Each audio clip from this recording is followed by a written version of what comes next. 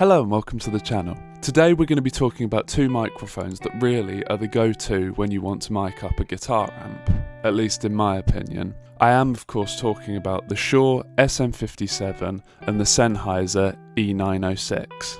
So we'll start off with some tech specs and compare the similarities and the differences. We'll then have a listen so you can see if you can hear the differences, and then we'll talk a little bit about which one of these mics is right for you. So, starting off with the similarities, these are both dynamic microphones, so no phantom power is needed here. They both feature a fairly similar construction of powder-coated metal, and I'd consider both of these to be relatively budget friendly, with the 57 coming in at about £96 and the 906 coming in at about £155. Sennheiser do also offer a slightly cheaper version called the 609, although you're missing some of the features off of the 906 with that one. So probably slightly more importantly, where do these two differ? Well, we'll start off by talking about the frequency response and the polar pattern. So in terms of the polar pattern, the 57 is cardioid, whereas the 906 is supercardioid. For those of you that don't know what that means, in basic terms, with the 57, you're just catching what's in front of the microphone, whereas with the 906, you catch in front and a bit of behind. I should point out it does specify on the mic which way front is. So on screen now I'll have up the charts for the frequency response, and as you can see they're fairly similar, especially in the top end. Where they differ a little bit is in the mid-range and in the lower end, with the 906 being slightly flatter, but all in all it's kind of what you'd expect from this sort of microphone. While we're on the topic of frequency response, and perhaps you noticed looking at the graphs, the 906 has a switchable response. So as you might have seen in the top end there was a couple of different lines, signified by the different colours of blue. What that is referring to is this small switch on the back of the microphone. What that does is it gives you the option to either boost or reduce the top end or leave it flat, which I believe is referred to as presence boost on this microphone. So that's a quick run through some of the tech specs of both of these mics. As you can see, they're fairly similar, although different enough to provide you a slightly different sort of sound. Which brings us on to the next section, and hopefully you'll be able to hear that. So what you're going to hear now is both of these mics in front of my Fender Super 60 with my Telecaster played through it. I've tried to get the mic placement as close as possible to the same spot on either side of the dust cap for the mic, so it's a completely fair test. So have a listen and see what you think.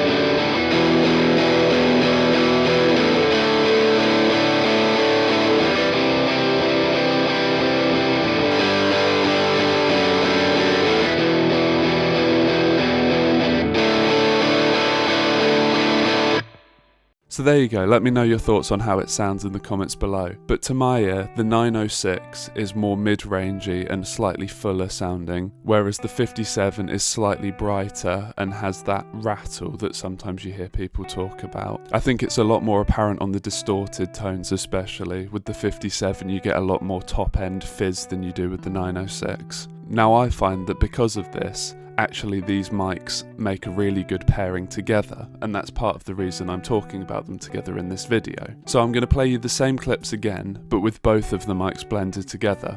See what you think.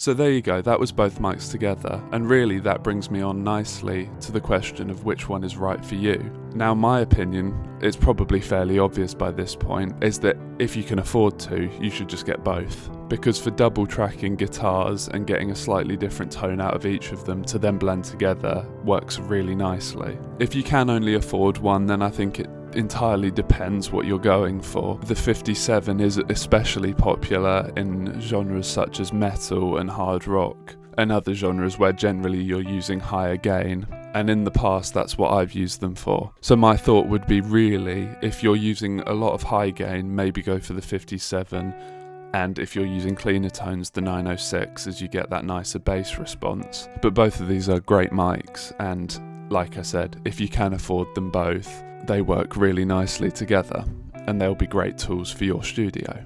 So there you go, that's a look at the Shure SM57 and the Sennheiser e906. Let me know any thoughts or experience you have with these mics down in the comments below, and as always, thank you very much for watching, and I'll see you next time.